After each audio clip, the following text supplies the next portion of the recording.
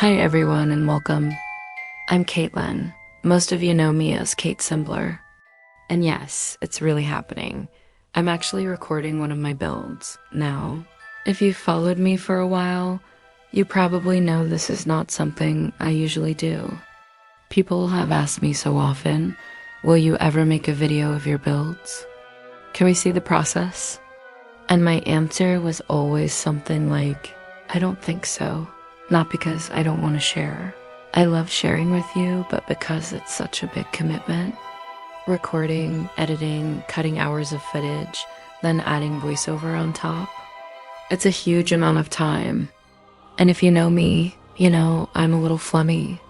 I bounce around, I jump up and down, I get distracted by the smallest thing. I don't sit quietly for hours and hours like some builders do. So I always thought recording my chaotic process would be more stress than joy. And honestly, I already juggle so much. I spend hours building, then I prepare posts for Instagram, Patreon, Tumblr. I plan releases, I chat with my community. On top of that, there's everyday life. So to add video editing and commentary on top, it always felt like too much. That's why I usually let my builds speak through screenshots, neat, polished, easy to share. But this project, this one felt different. The Ashmoore Academy has been in my head for such a long time. It's one of those one day I'll finally do it builds. And when I started, I thought, if not now, then never. If there was ever a build worth capturing in video form, it's this one. Even if the footage turned out messy, even if the editing gave me headaches, I knew it was worth it. So here we are.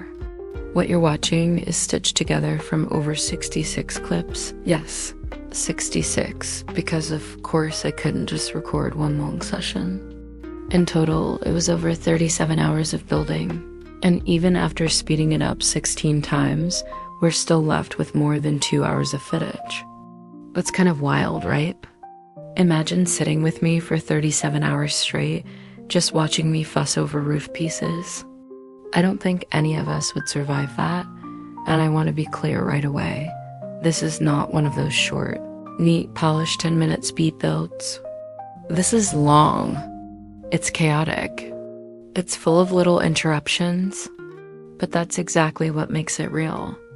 You'll see the actual process, the stops and starts, the bugs, the mistakes, the pauses where nothing happens because life was happening around me. And I think that's part of the charm, because life really was happening in the background. My little daughter, Nora, is 1.5 now, and she has her own strong opinions about how much time I should spend at the computer. Next to my desk, she has a tiny play kitchen, and while I was building Gothic towers, she was busy serving me aubergine coffee and puzzle soup. Very questionable dishes, I have to admit, but she takes it very seriously. She would walk up with her little toy spoon and wait until I pretended to sip or taste it, even while I was deciding whether a staircase looked better on the left or the right. So if you notice random cuts or jumps in the video, that's probably when I had to stop building to eat my soup. And then there are her tiny fingers. She's fast, faster than me sometimes. More than once, she pressed the space bar and stopped the recording before I even noticed. Or she tapped some random keys and suddenly the camera swung in the wrong direction. So if the video feels a little choppy in places, just imagine a mischievous toddler running past the desk with a grin. That's basically what happened. That's why most of Ashmoore was actually built during the quiet hours. Early mornings before she woke up, nap times in the afternoon, or late at night when the whole house was finally asleep. And honestly, those are my favorite moments. Picture it. The house is dark and quiet, my husband already asleep, the cat's curled up beside me, and I'm sitting there with the glow of the screen and a cup of tea. In the past, when my husband stayed up later, sometimes I had a cocktail he mixed for me, which made building feel extra cozy. But these days he usually goes to bed early, so it's just me, my Sims, and the stillness of the night. And in a way, that's kind of magical. Speaking of magical, or maybe chaotic, my cats also insisted on being part of this build. They took turns lying next to me, sometimes right on the keyboard, purring so loudly I'm convinced the microphone must have picked it up. And occasionally, they would just stroll across the desk mid-recording. So if you see a sudden camera jump or an angle that doesn't make sense, that was probably a cat deciding to help. So between Nora, the cats, my tendency to forget to press record, and the sheer size of this project, the fact that you're even watching this video right now feels like a miracle. And that's exactly why I love it. Because what you're seeing isn't curated. It's not a highlight reel. It's the lived-in version of building, cozy, messy, interrupted, but also so full of joy. So yeah, that's the intro. That's me. That's my life. That's the chaos behind the chaos. And now, finally, let's dive into the Academy together. Welcome to Ashmoore. Let's begin.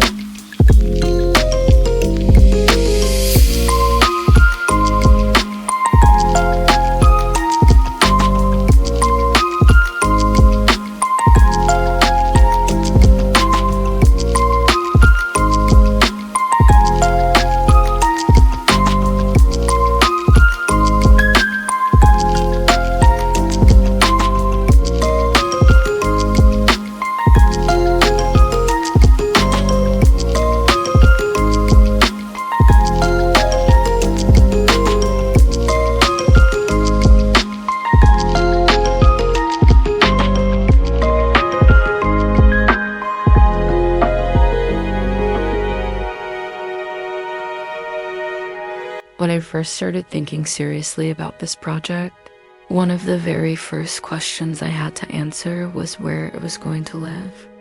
And if you've built in The Sims for any length of time, you know exactly what I mean. The lot size is everything. It shapes how the entire build will feel, what you can fit in, how much breathing room you have. On Patreon, I actually asked you guys for help because I couldn't decide. Should the Academy be tucked onto the 40/50 hidden magic lot in Glimmerbrook? Smaller, more contained, closer to the woods? Or should I go all in?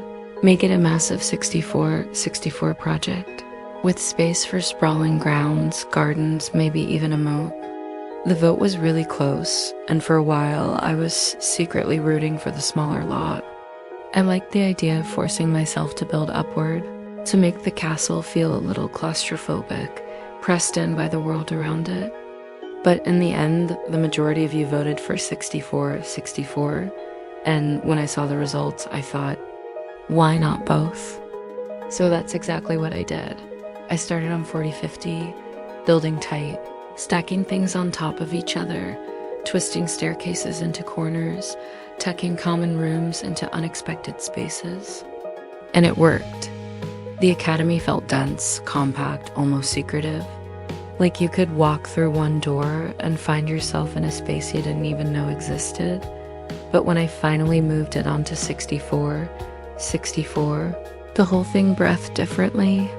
Suddenly there was space for courtyards, for greenhouses, for a moat that wrapped around the Academy like a ribbon of dark water. The exterior could stretch, the towers could rise a little higher, and the grounds could tell their own story. It wasn't just a building anymore, it became a landscape. A place where the Academy wasn't only defined by its stone walls, but also by the way it sat inside its environment. Lanterns along winding paths, bridges crossing over the moat, little benches in hidden corners of the gardens. All these details only existed because the 64/64 gave me room to breathe. And that's the thing about lot sizes. They change more than just the dimensions. They change the atmosphere. On 40x50, Ashmoore felt secret, almost pressed into the earth like a hidden jewel. On 64x64, it became proud, expansive, a place that declared itself against the horizon. I think that's why I love having both versions. Not everyone's computer can handle a 64/64 lot. They can be heavy, full of objects, sometimes even laggy. And sometimes you just want something smaller, quicker to load, easier to play in. But if you want the full fantasy, the sprawling Hogwarts-style grounds, then 64/64 is where Ashmoore really shines. And I have to say, that moment when I placed it on the bigger lot for the first time, even with all the bugs and frustrations, which I'll tell you about later, it was magical. Watching the castle unfold into its new space, with the garden spreading around it and the water circling its base, it finally felt like a school of magic, not just a building dot from the very beginning. I knew the style had to be Gothic. Tall towers that reach up like questions, long corridors where your footsteps would echo, stone walls that feel older than the world around them. I wanted the Academy to have that mixture of awe and unease. Beautiful, yes, but also heavy with history. Walking up to it for the first time, I wanted players to feel small. The gates open and the Academy rises in front of you. Multiple towers, spires, windows that glint like watchful eyes. The moat laps quietly around the foundations, and bridges lead you forward whether you're ready or not. The central courtyard is the heart of the exterior. Grass worn down where invisible footsteps have cut across, little patches of wildflowers pressing up against the stone. I placed statues there, one of them clutching a glowing blue jewel, to make it feel like a place of ritual, somewhere the students might gather at dawn or dusk. And at night, the courtyard glows differently. Lanterns flicker, shadows lengthen, and you can almost hear voices carried on the wind. It was important to me that Ashmoore didn't feel too polished. Real schools, especially magical ones, grow unevenly. They expand when they need to, add wings that don't quite match, tuck staircases in where there's space. I wanted that sense of organic growth, that this wasn't designed in one perfect blueprint, but built across centuries, each headmaster leaving their mark. So if some corridors don't quite line up, or if there's a tower that seems to serve no obvious purpose, that's intentional. Because in a school like this, not everything has to make sense. And that's something I kept reminding myself during the build. Perfection isn't the goal. Atmosphere is. I didn't want Ashmoore to look like a catalog version of a castle. I wanted it to feel alive, as if stories were already living in its walls. That was the foundation, the lot decision. The first placement, the Gothic bones of the Academy. From here, everything else grew. The dormitories, the Great Hall, the library, the classrooms, the cellar. But that first impression, the castle on its grounds, the way it rises and breathes with the space around it, that's where Ashmoore truly began.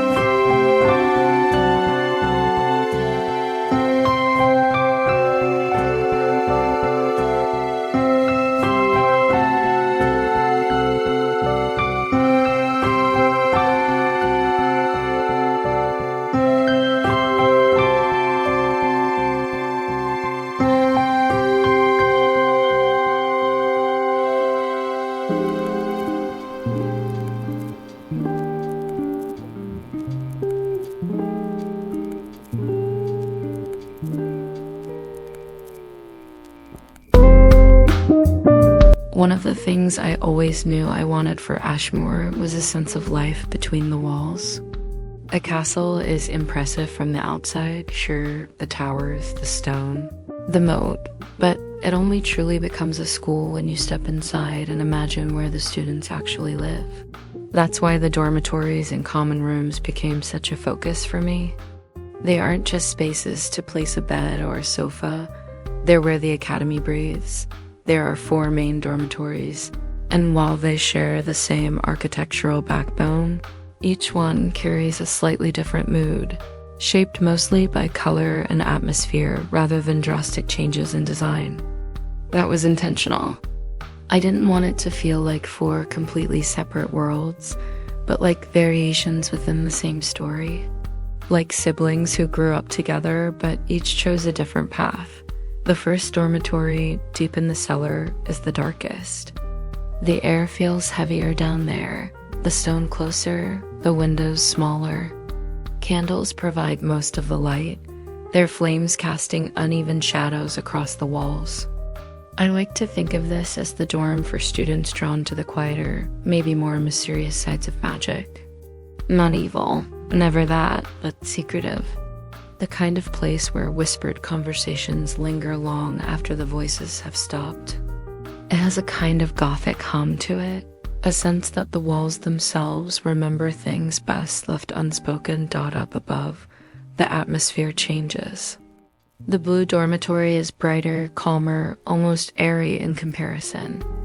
I use lighter woods, blue tones on fabrics, and arrange the beds so that the room feels more open. Here I imagine students who love the sky, who crave space and clarity. Even in a castle built of stone, the storm feels like it's breathing fresh air. Another dormitory carries a softer, more medieval floral touch. Subtle patterns in the textiles, little hints of flowers woven into rugs or curtains. It isn't loud, not a riot of colors, but it feels like a nod to nature, to traditions, to something older than the academy itself. I picture students who curl up with books of herbology or spend afternoons sketching in the gardens returning here. Their space echoing that gentleness. The 4th dormitory bridges the moods, warmer, more traditional, the kind of place that feels like the heart of a boarding school. Wooden beams, thick rugs, beds close enough that conversations can stretch long into the night. It's the dormitory where laughter feels natural, where you can imagine a group gathered around a single candle, telling stories until sleep finally drags them under. What unites all of these dorms are the small details. The placement of trunks at the ends of beds, little desks tucked into corners, books half forgotten on shelves. And of course, the fireplaces. Almost every dorm has one, because to me nothing says Magical Academy more than falling asleep with the crackle of firewood in the background. I imagine students huddling around them on cold nights, sharing secrets, whispering plans, sometimes just staring into the flames when words aren't enough. Beyond the dormitories, the common rooms spread through the academy like veins. They're not grand, not like the Great Hall or the library, but they're essential. They're the places where everyday life happens. You'll find bookshelves tucked into unexpected alcoves, small tables where homework piles up, and sofas everywhere. Truly, I think I went a little sofa crazy with this build, but I wanted it to feel like no matter where you are, there's always a place to sit, to flop down, to exhale. Some of the common rooms are quiet, perfect for reading or studying, while others feel more chaotic, with mismatched chairs and worn carpets. That was intentional too. Not every space in a school is perfect. Some are patched together, shaped by the students who use them. I wanted Ashmoore to reflect that lived-in feeling, and while I built, I kept imagining the sounds that would fill these rooms, the rustle of pages turning, the scrape of chairs against stone floors, bursts of laughter echoing off the walls. Maybe the occasional argument too, because what's a school without a little drama? The common rooms also gave me space to scatter small magical touches. A candlestick that always burns but never melts. A painting that seems to shift slightly when you're not looking. A suit of armor standing guard in one hallway, its shadows stretching further than it should. These aren't things the Sims will notice, of course, but we know they're there. And that's enough to make the Academy feel enchanted. One of my favorite details is actually quite simple. The way light falls in different rooms.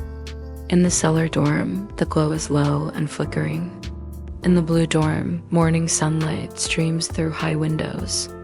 In the floral dorm, shadows fall softer, broken by patterns of vines.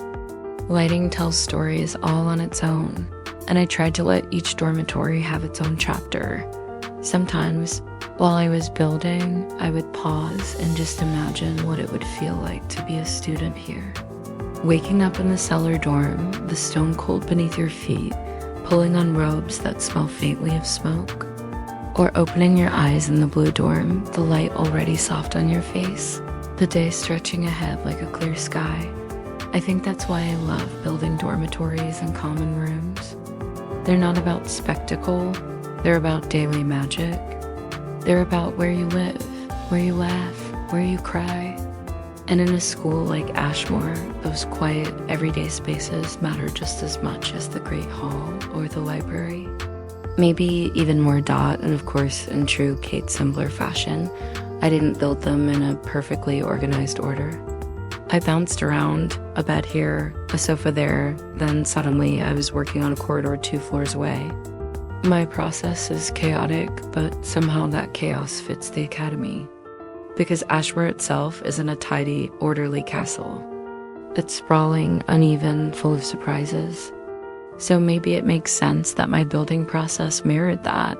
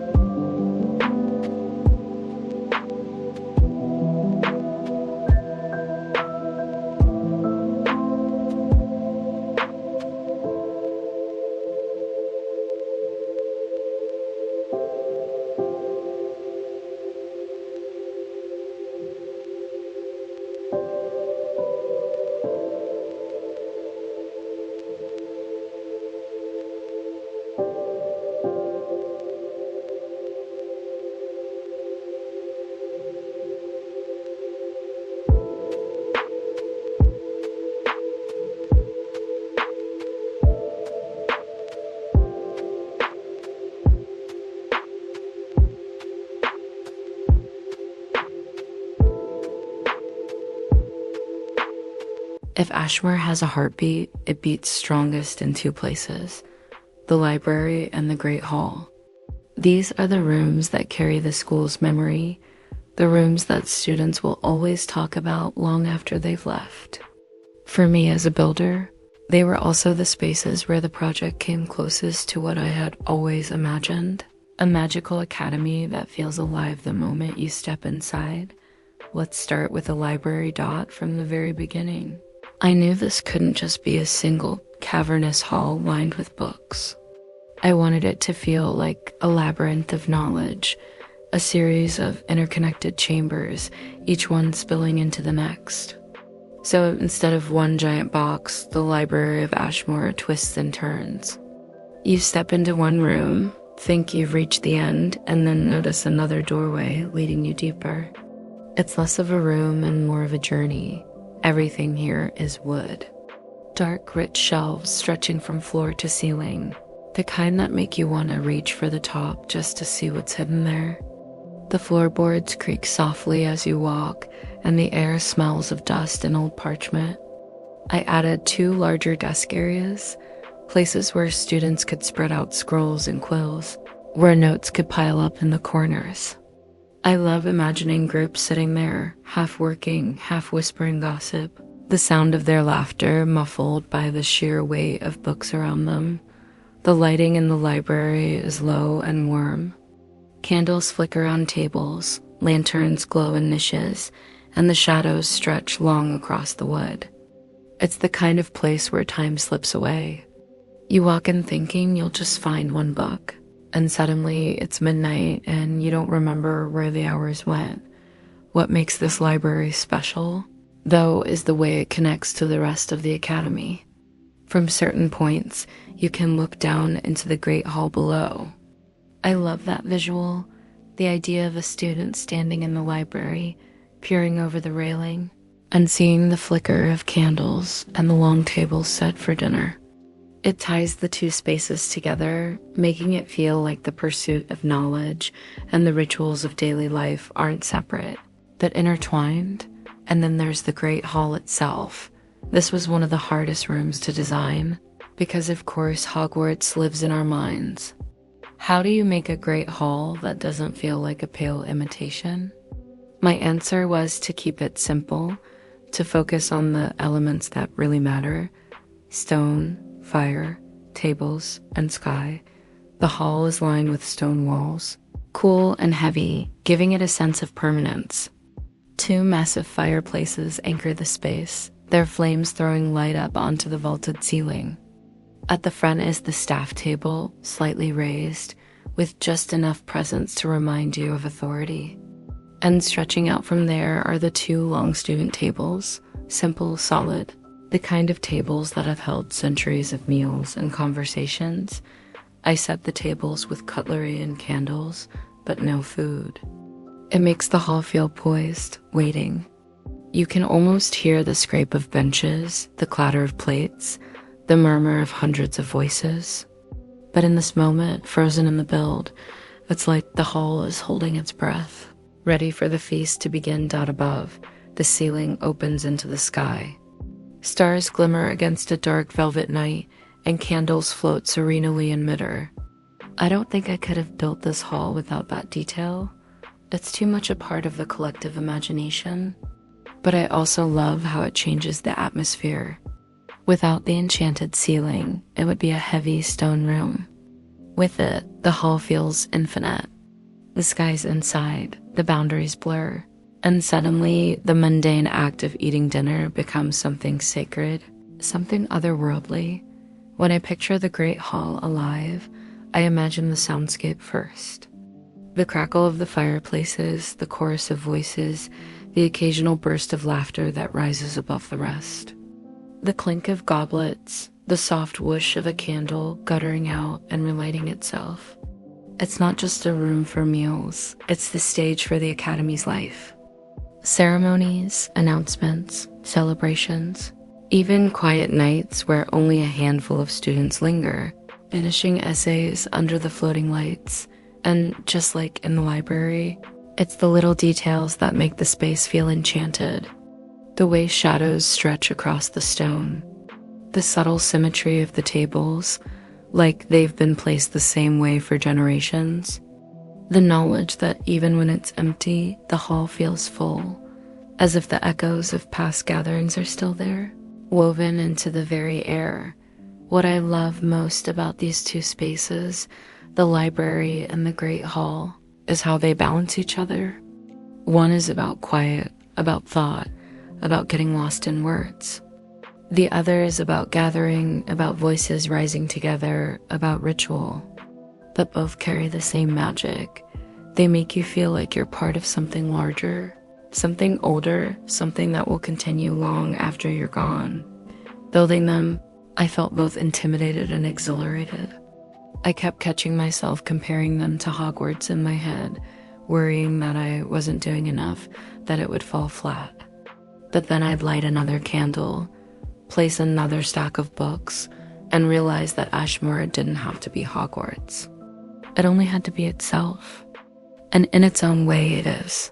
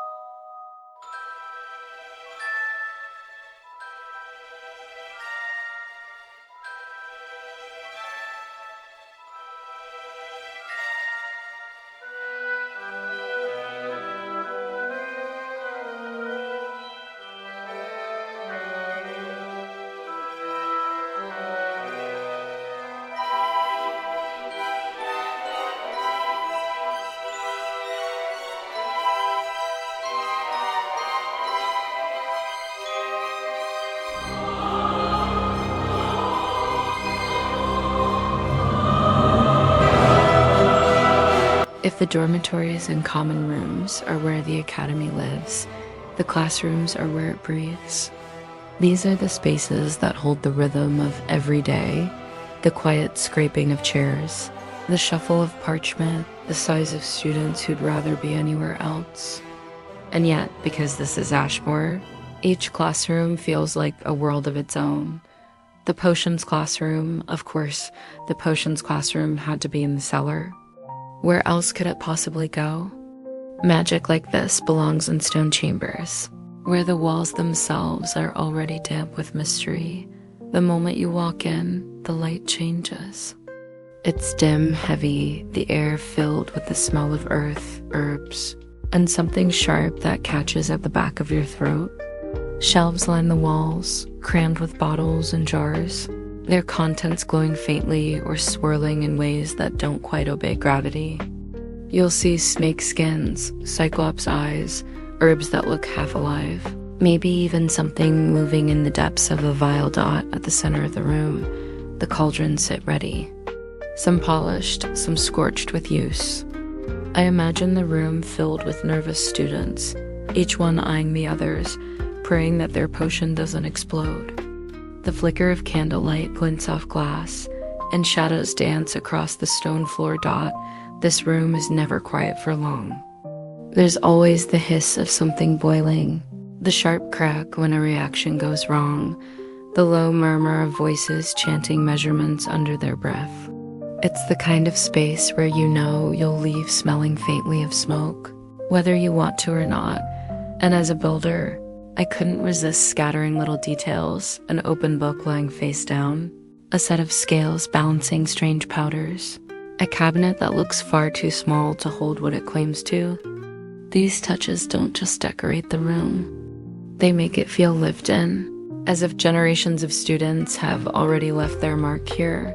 The astronomy classroom, climb to the top of the academy and you'll find the astronomy classroom the exact opposite in atmosphere. Where the potion cellar is heavy and secretive, this room is wide and open, brushing against the sky itself. The windows stretch tall and narrow, framing slices of the heavens. Telescopes stand like silent guardians, their lenses pointed outward, waiting for the night. During the day, sunlight pours through, casting long beams across the stone. But at night, I imagine the entire room alive with stars, students bent over charts, ink smudging their fingers as they trace constellations. This is a quieter magic.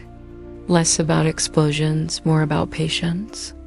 It's the hush of parchment, the careful marking of planets, the kind of class where time feels slower. I love that contrast. The academy needed both, the chaos of potions and the serenity of the stars. And yet, even here, there's a sense of awe. Every time I placed a telescope, I thought about the feeling of looking through one, that rush when you realize the universe is bigger than you can imagine. That's what I wanted the astronomy room to capture, the reminder that magic isn't only in potions and spells, but in the endless sky above. The divination classroom, then there's the divination classroom, which I approach differently. Instead of stone and science, this space is about atmosphere, about the intangible. Here you'll find tarot cards scattered across a table, crystal balls catching the light, draped fabrics softening the walls. The air is hazier, filled with the suggestion of incense curling lazily upward. It's the kind of room where half the students roll their eyes and the other half lean forward, desperate to know what the cards will say.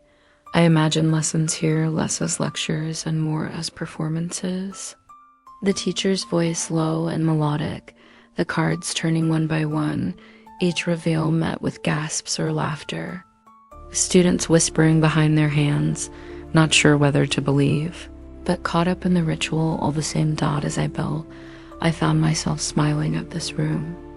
It's whimsical, yes, but also strangely comforting. Magic doesn't always have to be about precision or danger.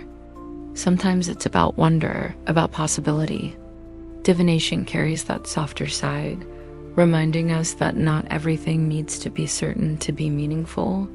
the flexible classroom, and then there's one more space, a classroom I left deliberately open. It could be for magical creatures, with sketches of griffins in cages waiting for unusual guests. Or it could be a general lecture hall, a place where history is taught or spells are practiced. I like that it doesn't have a strict identity. In a way, it mirrors the academy itself, sprawling, unpredictable, full of corners that can shift depending on who fills them. Maybe that's why I couldn't bring myself to lock it down to one subject. It felt right to leave room for imagination, for players to decide what it should be. Closing thoughts on the classrooms together. These classrooms form the backbone of Ashmore's education. Each one has its own voice, the bubbling chaos of the cellar, the vast silence of the astronomy tower, the mystical haze of divination, the openness of the flexible room. When I walk through them in my mind, I hear the contrast, the hiss of a potion boiling over, the scratch of a quill marking a star map, the murmur of voices over tarot cards. Each space tells its own story, but together they weave the daily rhythm of the academy. And as chaotic as my building process was, jumping from potion shelves to telescope placements to fabric swatches, it somehow fits. Because Ashmoore was never meant to be orderly. It's a school of magic, and magic thrives on variety.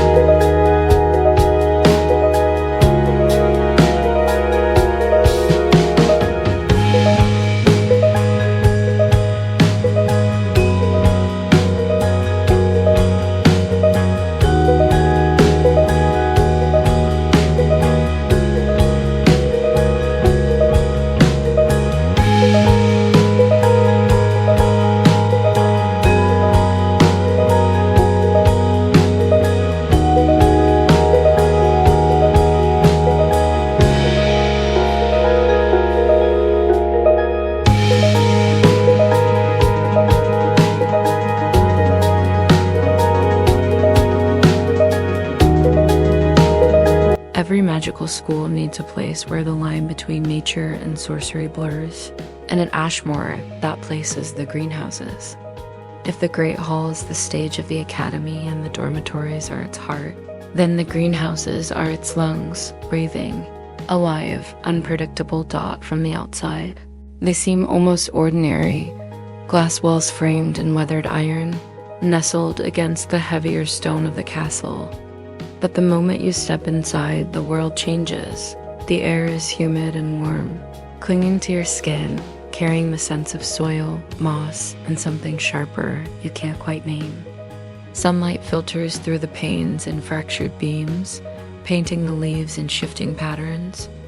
It's both beautiful and slightly oppressive, the kind of atmosphere where you're never entirely sure whether the plants are watching you back. And maybe they are dot inside the greenhouses. Rows of tables hold pots overflowing with greenery, some familiar, some less so. Here, a cluster of delicate flowers that shimmer faintly as if dusted with stars. There, a tangle of vines that twitch when you get too close. And in the corner, something carnivorous, its leaves snapping shut at the brush of a sleeve. I couldn't resist filling the space with little dangers. Because a magical greenhouse shouldn't feel like a safe herb garden. It should feel like a classroom where learning carries risk. You can almost picture a student leaning in too far, only to jerk back as a tendril lashes out. Or one tugging at a root, realizing too late it's a mandrake, the scream rattling the glass and making the entire class clutch their ears. But it's not all menace. There's beauty here too. The way sunlight glows through translucent petals, the gentle hum of enchanted blossoms that seem to vibrate with sound, the stillness of mushrooms glowing softly in the shadows. It's a place of wonder as much as warning, a reminder that magic and nature are often the same thing viewed through different eyes. The soundscape. When I built the greenhouses, I kept imagining the sounds that would fill them. The drip of condensation falling from glass onto stone, the low buzz of insects that shouldn't exist but do, the rustle of leaves shifting even when no wind blows, and beneath it all, the murmur of students taking notes, their voices hushed not out of respect, but out of caution. It's one of those rooms where silence has a weight. You don't want to speak too loudly, in case the plants decide to answer back, expanding the grounds on the 64 lot. I gave myself the luxury of more than one greenhouse. Once I built the first, I couldn't stop. It felt too alive, too necessary. So now there are 3 in total, each with its own focus. One feels more like a classroom, orderly enough for lessons to happen. Another is wilder, filled with exotic and magical plants that push against the glass, eager to escape. And the third is a balance between the two, a place where research and chaos coexist. Together, they form a little ecosystem, a triad of spaces where students can get lost for hours. Outside, the garden spread around them. Pathways wind between hedges, lanterns marking the way. Statues peek out from the greenery, half hidden, their stone faces softened by ivy. Benches wait in quiet corners, perfect for secret meetings or stolen moments of solitude. Encircling it all, the moat. I love the way water changes the sound of a place. It adds a hush, a sense of separation. Crossing the bridges into the gardens feels like stepping out of the world and into something enclosed, protected, maybe even enchanted. A living contrast. What I adore most about the greenhouses is the contrast they bring to the academy. The castle itself is stone and shadow, echoing corridors and heavy history. The greenhouses are the opposite, alive, growing, constantly changing. Where the castle is permanence, the greenhouses are impermanence.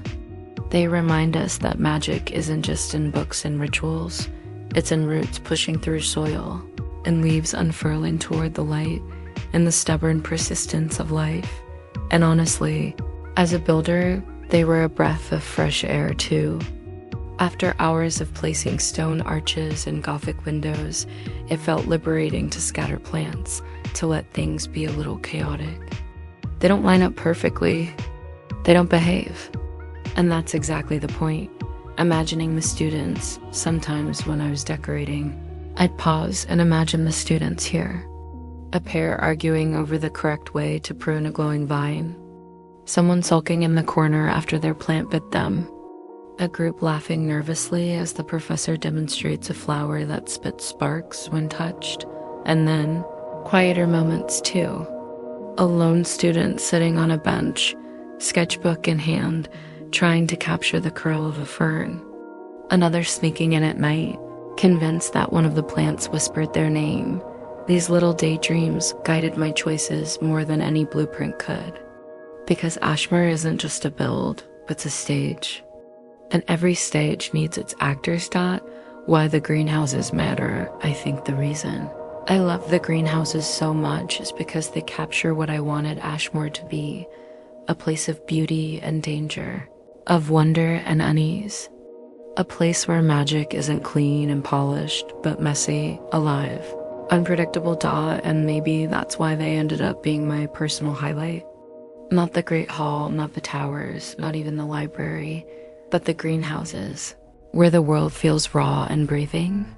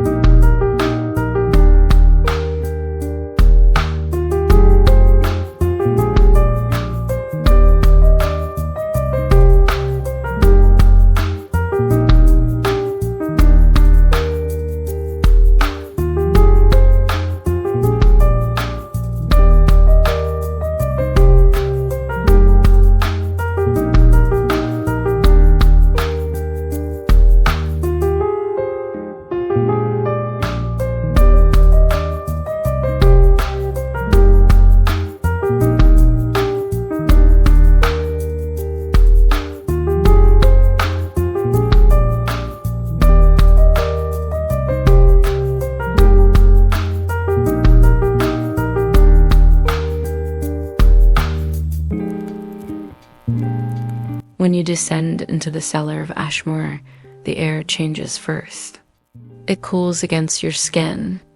Sound seems to travel differently, as if the stone itself is listening. Up above, the academy is all bustle and daylight, and the soft thunder of footsteps in corridors. Down here, everything narrows and deepens. This is the place where the school keeps its memory, not the tidy. Official kind that goes into yearbooks, but the quiet. Private kind that survives in whispers and dust and the glow of a fire when everyone should be asleep. The corridor turns once, twice a little tighter than you expect, and then opens into the gallery. I didn't want it to feel like a museum. I wanted it to feel like a room someone accidentally discovered and then decided never to leave. Glass cases stand on heavy plinths, their edges catching candlelight. Inside them, the artifacts live in that strange, beautiful space between wonder and unease. The skeletal frame of a unicorn so delicate it almost looks like lace. The horn spiraling toward nothing. The wing bones of a creature that might have been a dragon if dragons were real. And here they might be, who knows? The cracked vertebrae of something that walked upright but definitely wasn't human. Labels exist, but they don't explain anything. They just make you ask better questions. You can tell the gallery wasn't planned all at once. It has the energy of a room that grew sideways. One more case added because someone found a relic too special to hide. One more shelf cleared because a professor couldn't bear to toss a broken wand, a jar of something pale and luminous. I love how the space turns a corner and becomes another room, then another. Each time you think you've seen it all. The corridor kinks a little, and there's a new alcove with a glass cabinet that hums faintly when you pass Dot in one cabinet. There's a long tray lined with velvet, and on it a scatter of coins, not gold, not any metal I recognize. They look like they were carved from night sky and left to harden. Every time I placed them, I kept wondering who had used them and for what. And in another case, a thick-bound book that looks like it would crack if you opened it. Its cover stamped with a symbol that never quite sits still in your peripheral vision. These are the kinds of details I can't help adding. They don't have to do anything.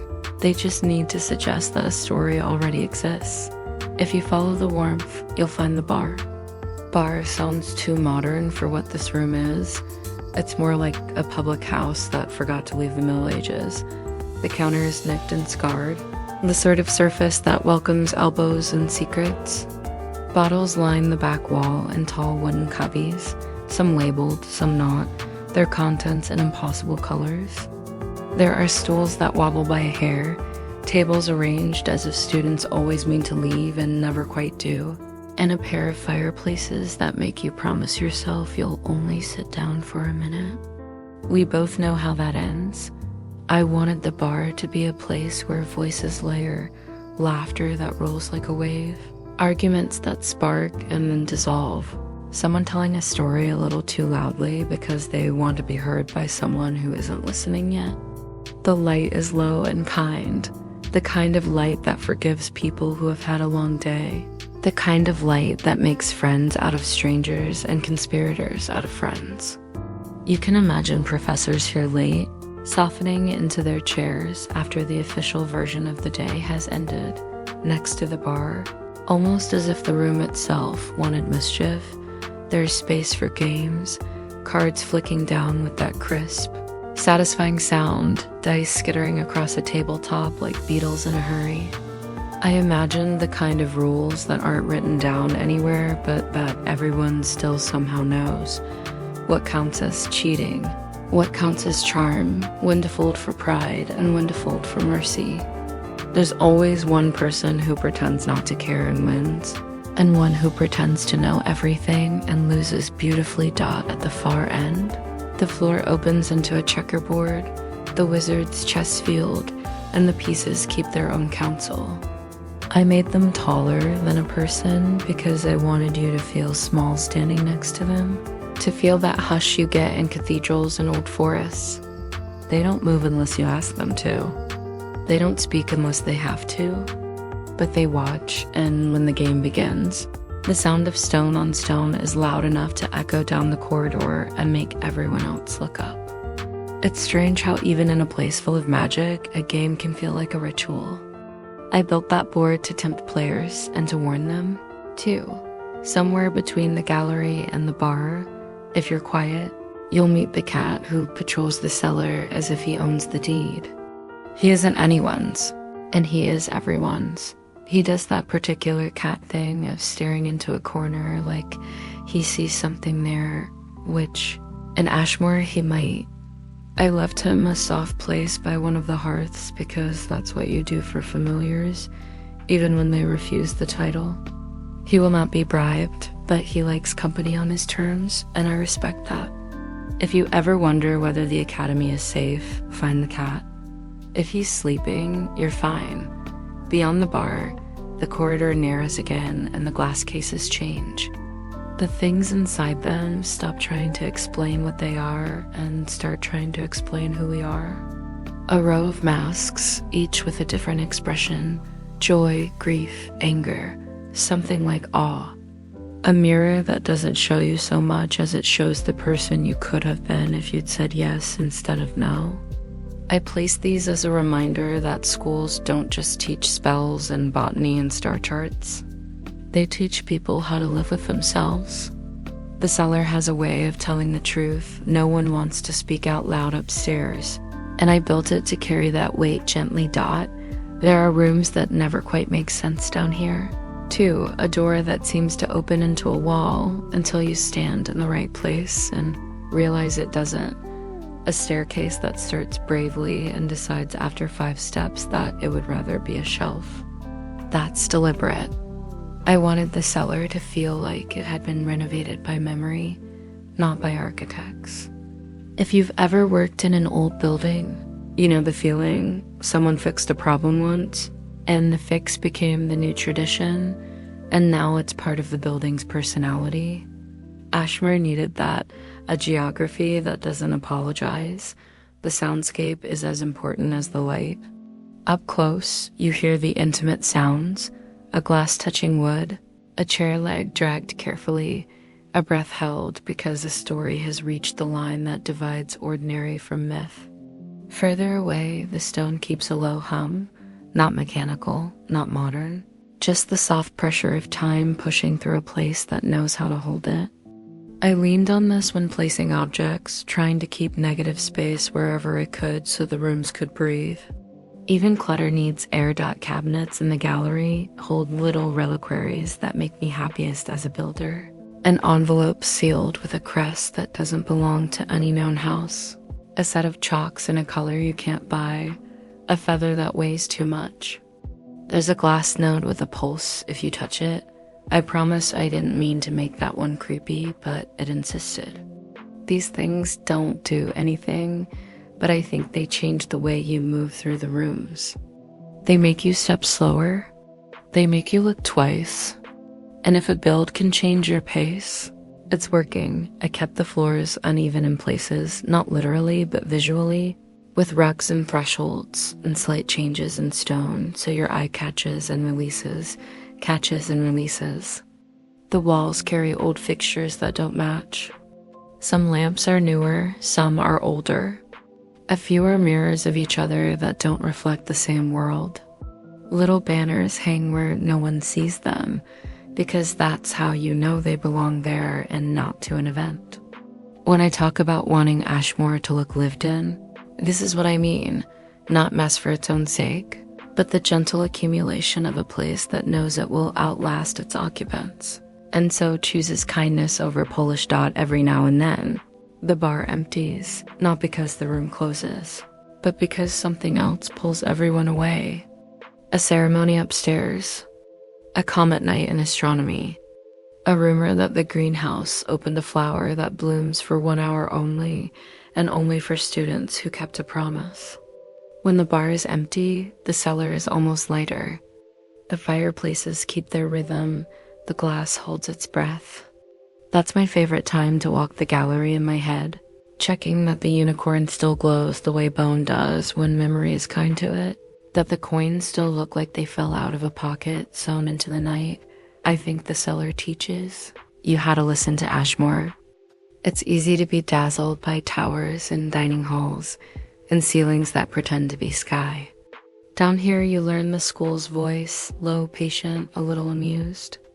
It remembers the students who came before and makes room for the ones who arrive next.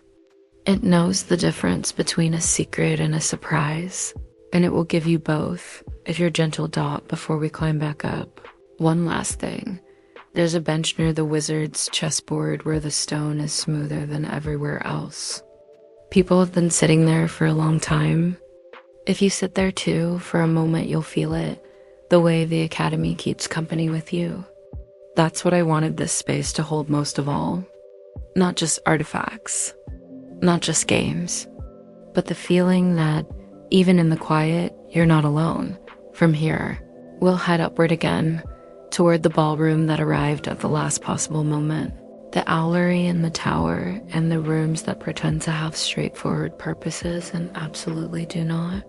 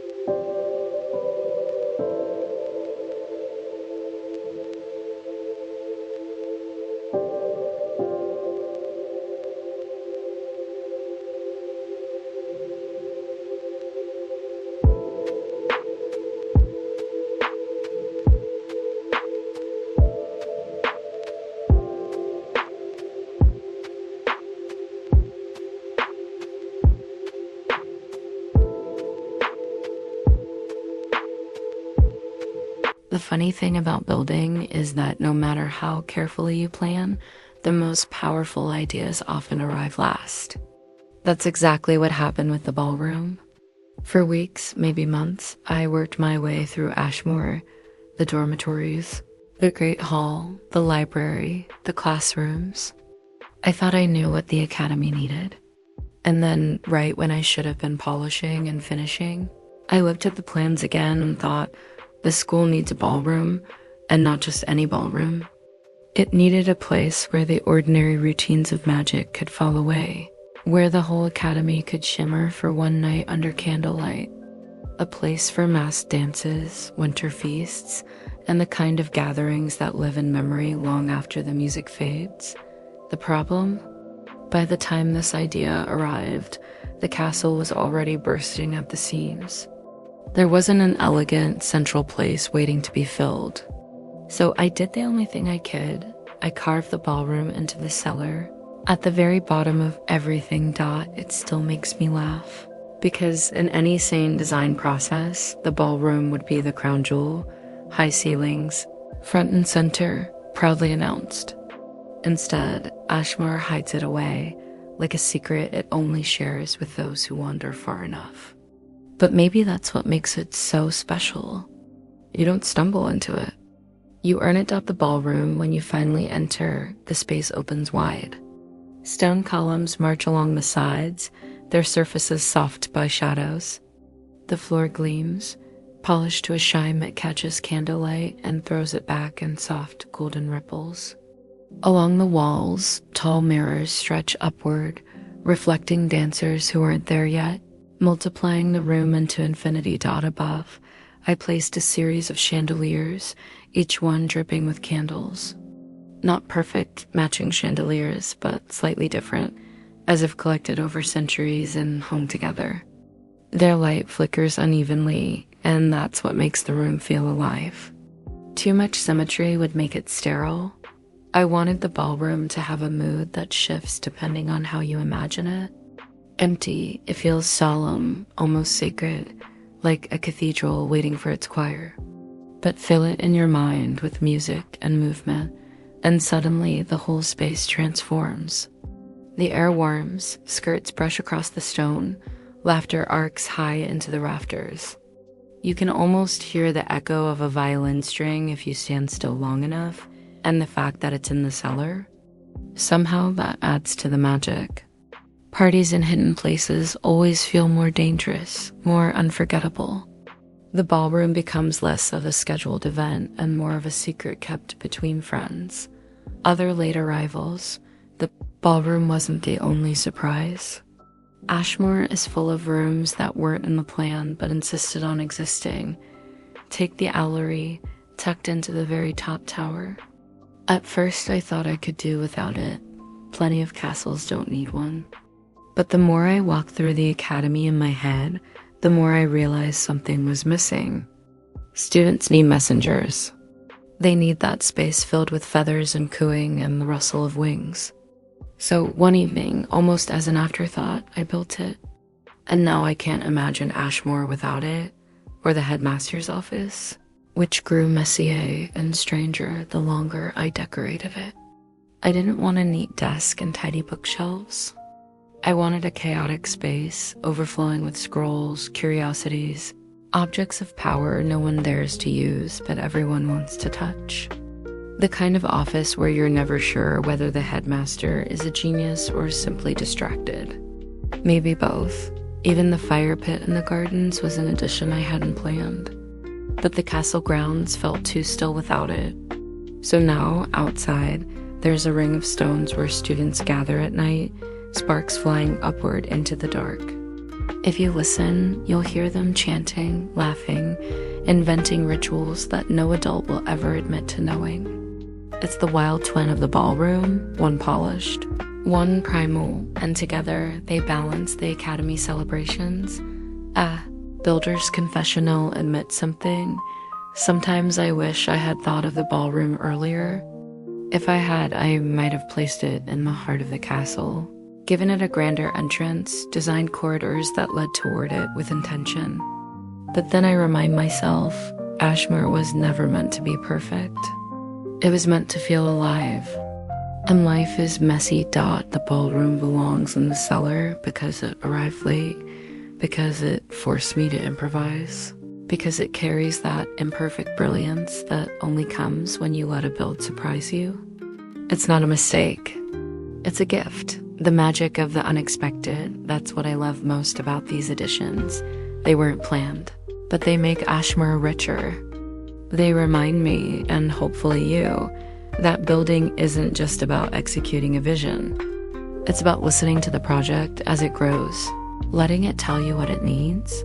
The Academy asked for a ballroom, for an owlery, for a chaotic headmaster's office, for a fire pit under the stars.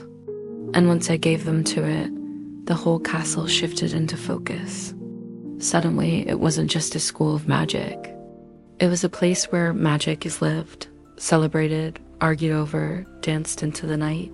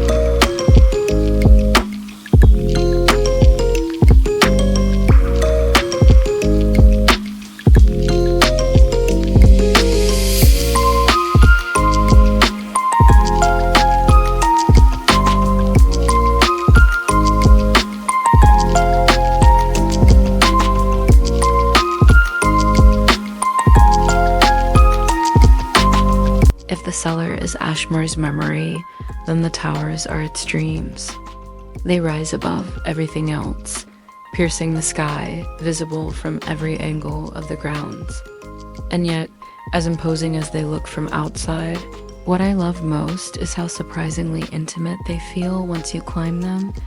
The stairs wind upward in narrow spirals, stone worn smooth by footsteps that never existed but somehow feel centuries old.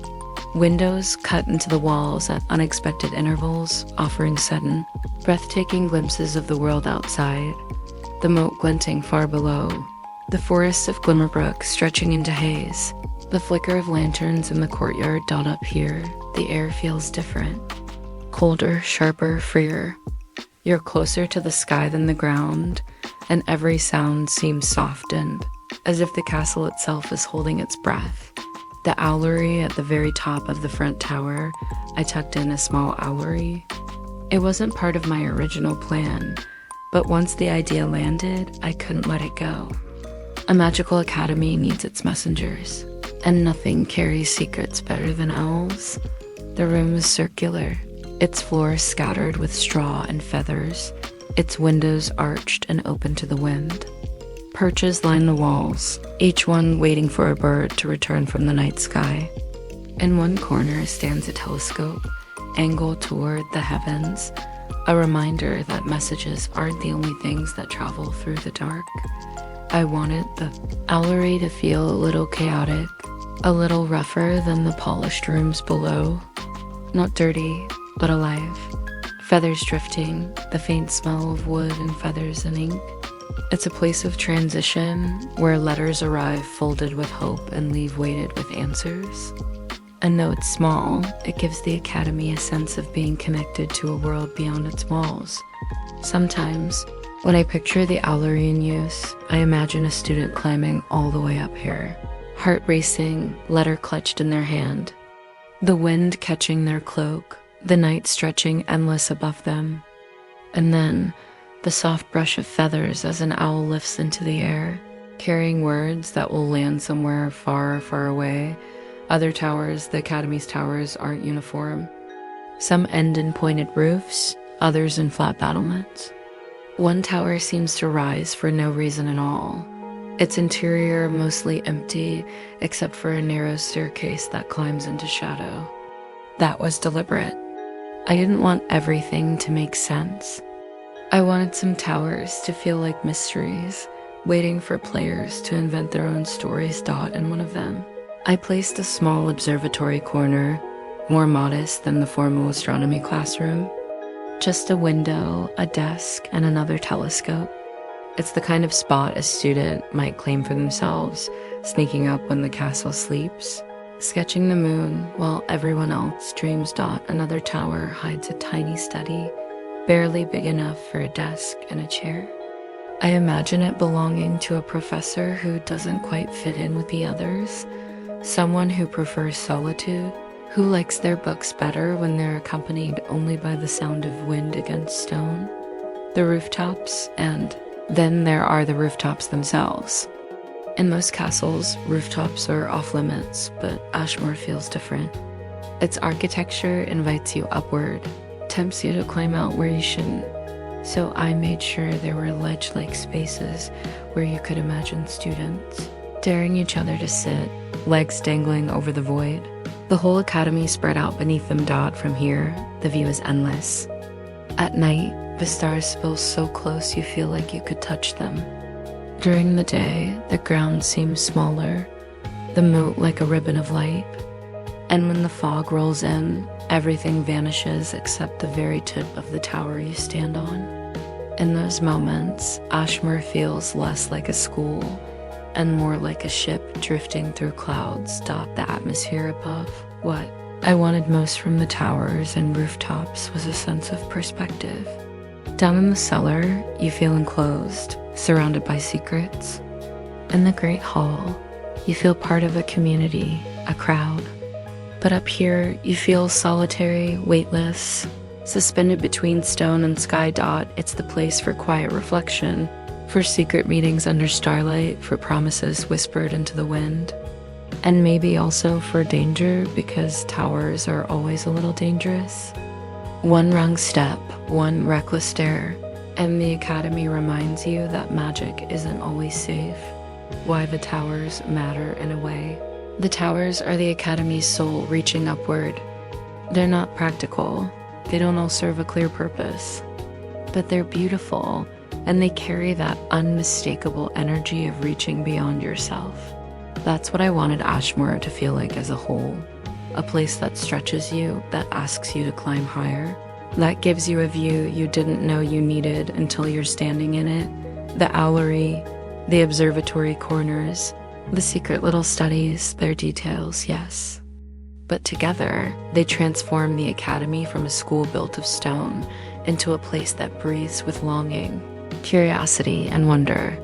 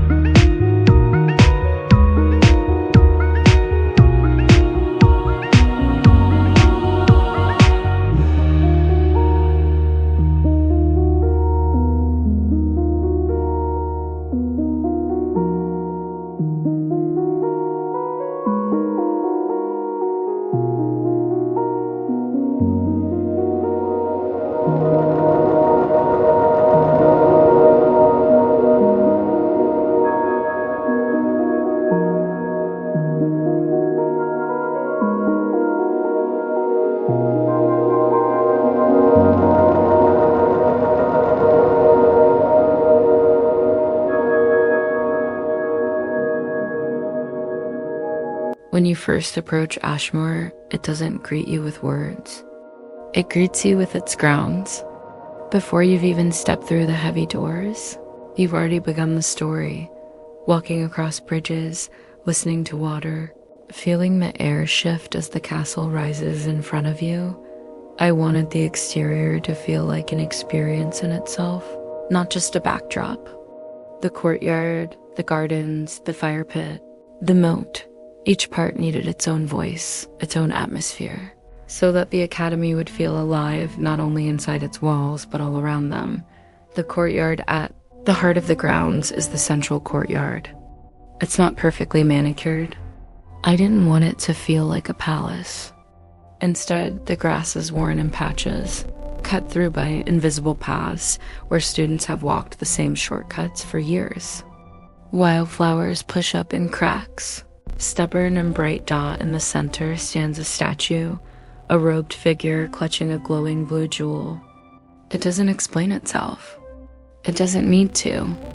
It feels like the kind of monument no one remembers commissioning, that everyone quietly respects. By day, it catches sunlight and seems almost ordinary. By night, when lanterns flicker around it, the jewel hums softly, and the statue looks less like stone and more like something waiting. Benches line the edges of the courtyard, some shaded by trees, some open to the sky. They're the perfect places for hurried breakfasts, whispered confessions, or that 5 minutes of solitude before the next lesson. The gardens stretching out from the courtyard are the gardens. Paths wound between hedges and beds, not symmetrical but organic, almost as if the plants decided where they wanted to grow, and the paths simply bent around them. Lanterns guide the way at night, glowing with a soft golden light that makes every walk feel like a ritual. Scattered statues and relics throughout the gardens, a stone knight here, a strange creature there, half hidden, waiting to be discovered. Some are polished and proud. Others are half swallowed by ivy, their faces softened by moss. Together, they make the gardens feel like a living museum, one that students stumble through on their way to class. And then, tucked into a quiet corner, the greenhouses rise again, their glass panes gleaming. They belong to the gardens as much as to the classrooms because they're where nature and magic bleed together most visibly. When the windows glow from within at night, the whole garden feels alive. Up the fire pit further out, near the edge of the grounds, lies the fire pit. It wasn't in my original plans, but the gardens felt too polite without it.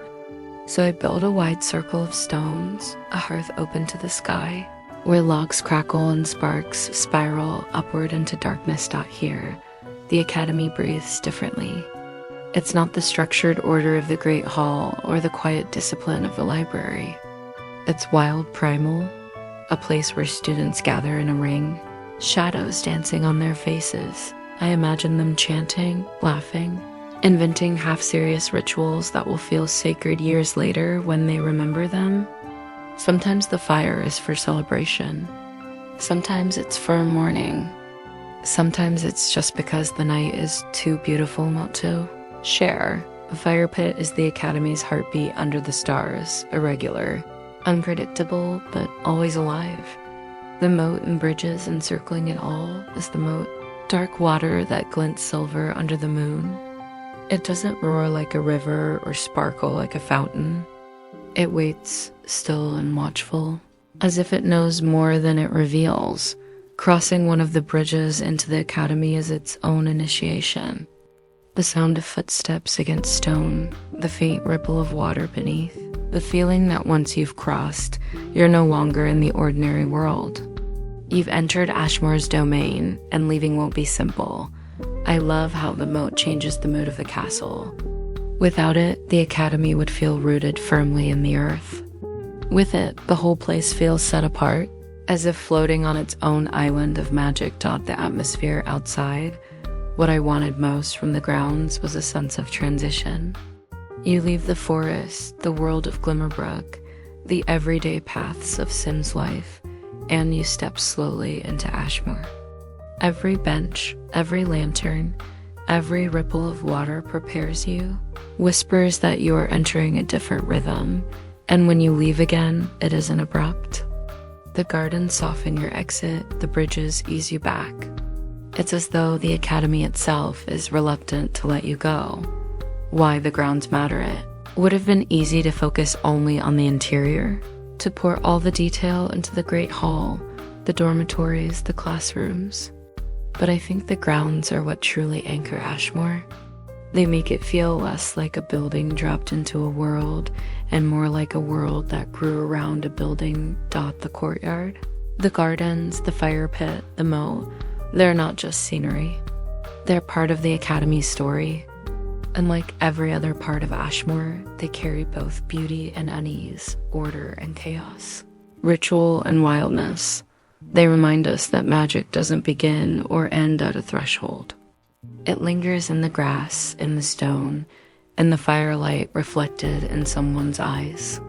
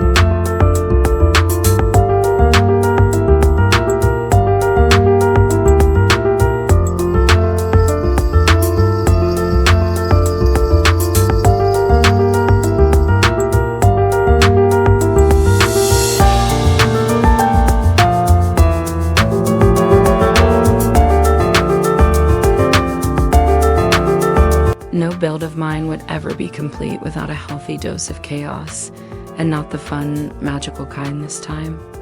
I mean the real world hair pulling, why do I even play The Sims kind of chaos. Ashmoore almost broke me, and I want to tell you exactly how it started one perfectly ordinary evening. I had just finished a long building session. You know that feeling when you save your progress? Lean back and think, yes, today was productive. I went to bed happy . And then Windows decided to update . Now, if you're a simmer, you already know where this is going. When Windows updates, The Sims likes to tag along, uninvited. And sure enough, the next morning I sat down at my PC, clicked on my game, and crash over and over again. No explanations, no mercy. What followed was 10 full days of troubleshooting. 10 days of trial and error, of pulling out mods, updating them, deleting some, begging others to work. I combed through my CC folder like a detective with no leads. Every time I thought I had solved it, the game crashed again. It became a ritual: load, crash, sigh, repeat dot, and the worst part, I never even found a single culprit. There wasn't one broken file I could blame. It was like the game itself had decided to test me. In the end, I stripped everything back, kept only the bare essentials, better build by, tool mod, and slowly, painfully, Ashmoore came back to life. But even then, the drama wasn't over. The lot transfer disaster. Remember how I told you I'd built Ashmoore first on a 40/50 lot, and then moved it to a 64/64 to expand the grounds? Well, that process should have been simple. Place the build, adjust the landscaping, keep going, right? Wrong. Every time I placed the academy on the bigger lot, the entire interior vanished. Furniture, objects, all gone. Just stone walls standing empty, like the castle had been abandoned for centuries. I tried again and again, changing settings, removing mods, praying to the Sims gods. And every time, the same heartbreak dot. It took me ages to fix it. I still don't fully know how I managed in the end. Maybe it was persistence, maybe just luck. But the frustration of seeing hours and hours of decorating erased in an instant, I wouldn't wish that on anyone. Crashes and freezes, and then there were the random crashes. Sometimes when I tried to place an object, the game would just give up and vanish. Other times it would freeze mid-save, leaving me staring at the loading screen, wondering if I should force quit or wait it out. Spoiler, either way, I lost progress. There's a special kind of despair in redecorating the same corridor for the third time because the first two attempts disappeared into the void. And yet I kept going. Because by that point, Ashmoore wasn't just a build, it was a battle. The infamous staircase bug, and then there's the bug that still makes me laugh, literally, but laugh nonetheless. In the grand staircase hall, every time I reloaded the lot, the game would politely decide to reinsert a ceiling between the floors. No matter how often I deleted it, no matter how carefully I saved, there it was again, a slab of plaster cutting my staircase in half. I tried everything. Different tools, different methods. Nothing worked. In the end, I gave up fighting and included a little tutorial with the download files. So if you grab Ashmoore from me, you'll find instructions on how to fix it yourself in about 3 minutes. Because apparently that's the only way. Sometimes you don't win against the Sims. You just learn to work around it. Living with chaos. By the end of it all, I realized something. Ashmoore isn't just a magical school in the game. It became a metaphor how I build. Chaotic, stubborn, full of setbacks, but also full of determination.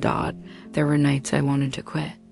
There were mornings I stared at another crash and thought, why am I doing this to myself?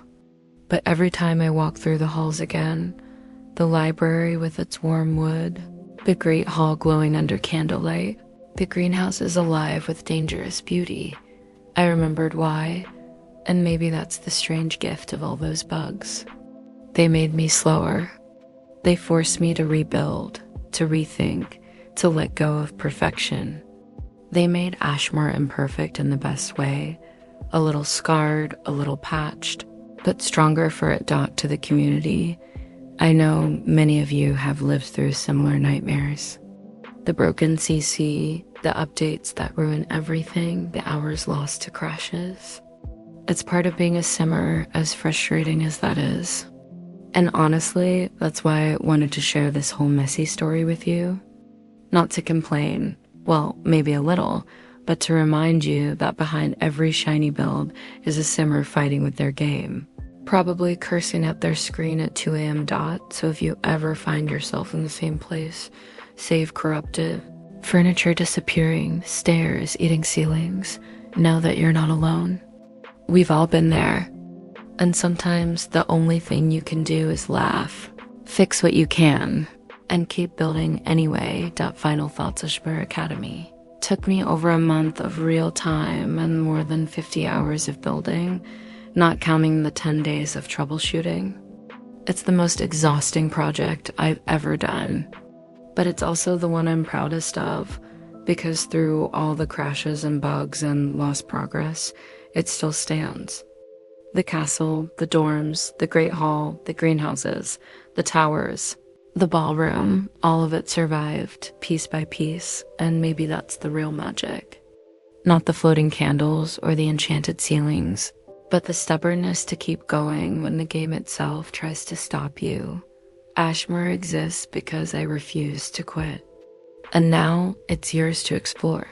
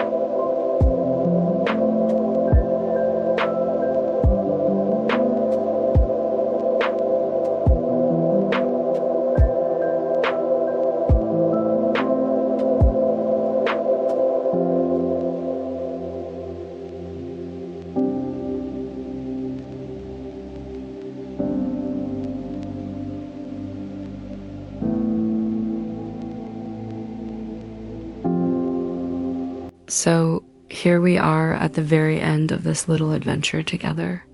First of all, I just want to take a moment to say a truly heartfelt thank you. Thank you for watching, thank you for being here, and thank you for letting me share this build with you.